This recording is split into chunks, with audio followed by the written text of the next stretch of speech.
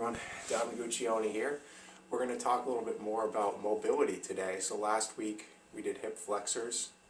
We're going to stay in the area of the hips and work more the back side of them today, the glutes, and also just talk about more concepts of mobility for the hip joint itself.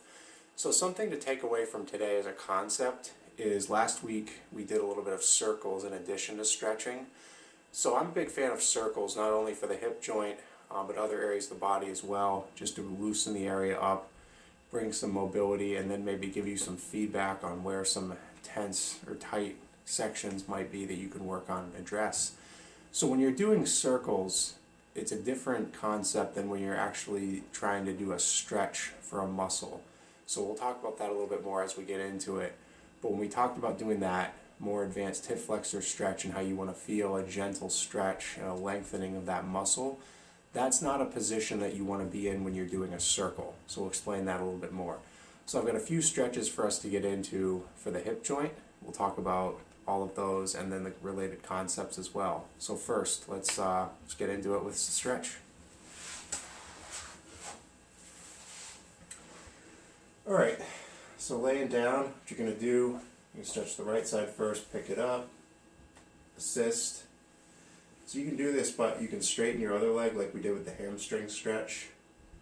But if you're finding yourself not being able to get into a comfortable position, that might be a pitfall. You can pick this up. Use your hands and pull. Feel a stretch right back here. And you can try it this way as well. You can pull it to the side. Get a different stretch, different angle. So when you're doing this kind of stretch, you want to feel a comfortable stretch like you know you're doing something. But ouch should never happen when you're stretching. Relax. Again. Other side. Here's what it looks like from this angle. Over here. Alright, so basics there. So that was the static stretch as opposed to doing some circles. So I'm going to show a more advanced variation of that static stretch and talk about some troubleshooting, then we can talk about the differences between that and the circles. So for this one, we'll start off laying down, bring both knees in, take your right leg, cross your ankle over your knee. Then what you're going to do is you're going to lift up your back leg, hand on your knee, hand on your lower leg, ankle, pull and stretch, down, pull and stretch. So common pitfall here, if you pull up too much with your back leg, you can put a crank on your knee. If you're feeling the stretch discomfort in your knee and not back here, the way you eliminate that is you pull equally. You basically are moving everything in unison. So up, if you're pulling only with your back leg, it's going to put you in that crank position.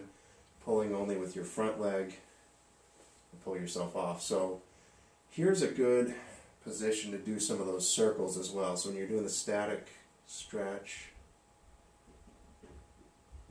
and release, what you can also do is you can lift up your back leg and you can go circle. So that's the difference. You never want to feel that same sense of stretching that you do when you're doing static. It's more of moving that joint through a range of motion. Here's the other side.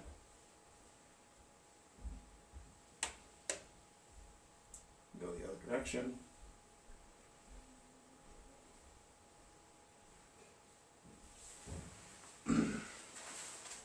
Alright, so I hope that was helpful to see the difference and if you're doing circles for your joints, and again we can get into more of this in a later video. That's a great way to again loosen up the area, maybe give you some feedback on areas of tension. If you feel more tightness in one part of that circle versus another one, you might be able to drill down on that a little bit more. So until next time, just remember, static stretch is different than doing the circles for joint mobility, And when we talk, like we're now up at the hips here, we can continue to move up the body, talk about stretching and mobility concepts, and then we can continue on to some foam roll and some myofascial release and some other techniques. Spending a lot of time on this topic. Once again, feedback always appreciated. See you next time.